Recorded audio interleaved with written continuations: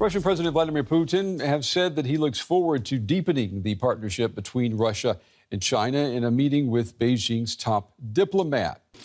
Wang Yi attended talks with Putin at the Kremlin today and told him that relations between Beijing and Moscow would not be influenced by other countries. Now, the meeting took place just days out from the one-year anniversary of Russia's invasion of Ukraine. Putin also says that he's looking forward to a visit to Moscow by Chinese President Xi Jinping. Well, for more on all this, we want to pull in now Teresa Fallon. She is the founder and director of the Center for Russia, Europe, Asia Studies. She joins me from Brussels. It's good to see you again. Let me ask you about Wang Yi. He told Putin today that crises offer opportunities. What opportunities do you think the war in Ukraine can offer to both Russia and China?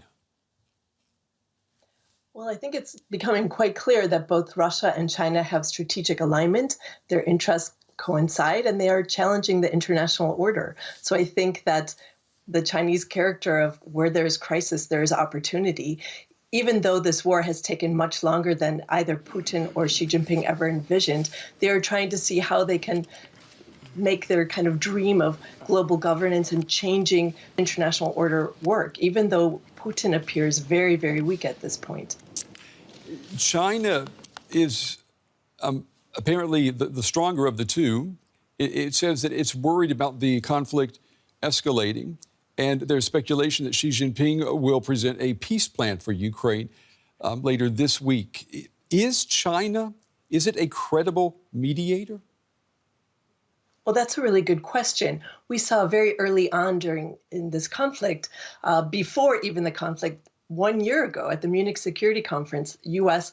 intelligence and officials were passing out information that Ukraine to be invaded by Russia. And there was such a positive bias that no one would believe what was happening. They didn't accept this intelligence. They couldn't comprehend that Russia would actually invade Ukraine. So the U.S. had approached Chinese officials, shared this intelligence with them, and asked them to use their influence with the Kremlin to try to prevent this war. And Beijing, what they did was they took this intelligence, gave it to the Russians, and they didn't really influence them to stop the war. So I think that just that act alone might put China in the question mark. But in addition to that, High Representative Joseph Borrell of the EU called in March in the early days of the war that only China could be the mediator, which I think struck many people as rather odd. And Beijing never said yes, they never said no. But we know throughout this entire conflict, President Zelensky has said Beijing has never accepted any of his phone calls. And we only saw very recently at the Munich Security Conference a photo op with Kuleba speaking Wang Yi. So I think the fact that Beijing's position is that we are neutral, but we lean towards Russia is kind of an obfuscation of the facts that they are supporting Russia by buying oil, selling them high tech that other countries won't sell them. So they are really aiding Moscow.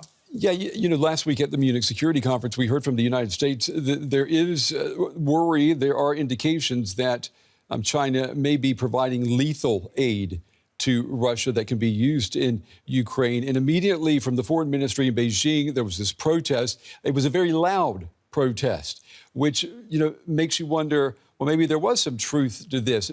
What could be the calculus for China to take that risk and to give weapons to Russia, knowing they will be used in eastern Ukraine? Well, there's a lot of talking out of both sides of the mouth. Let's remember that we saw Li Jiangshi. He traveled to the Duma back in September. The Russians released the video, so it was hard to kind of refute. And he said he's the highest-ranking Chinese Communist Party official who was speaking in Moscow, saying that we will help you China will help you undermine Western sanctions. Now, they said that in September. We know that Beijing has been selling a lot of dual-use goods to Russia, excuse me, and that this is really helping the war effort go on. It's undermining Western sanctions. So I think that the idea, I mean, it's a brilliant strategy. It's fake diplomacy, as far as I can see, that Beijing has, I call them the reverse armchair Kissingers. There's some scholars in Europe who think that they can somehow drive a wedge between China and Russia, and by trying to kind of China in as a mediator, as a possible mediator. But I think that this is really misplaced. And I think that China and Russia clearly are aligned and they have strategic interests. So they are cooperating with each other. And it's in Beijing's interest.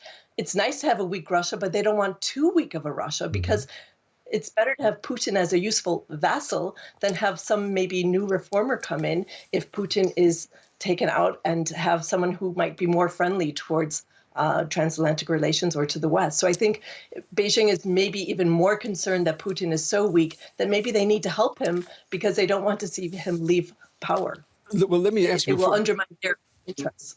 Before we run out of time, this balancing act that China is trying to master right now, I mean, their economy, completely interdependent with the United States, they can't alienate the U.S. completely. At the same time, they're trying to have their cake and eat it too when it comes to Russia. Do you see them being able to perfect this balancing act? Well, it's a very complicated diplomatic tap dance as far as I'm concerned.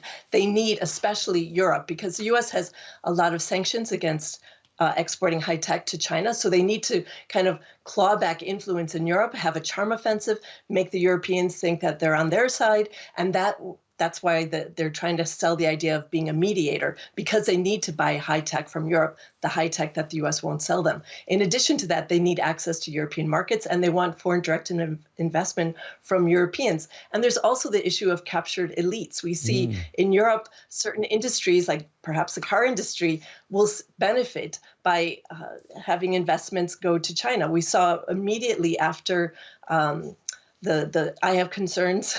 We understand China has concerns at its SCO meeting.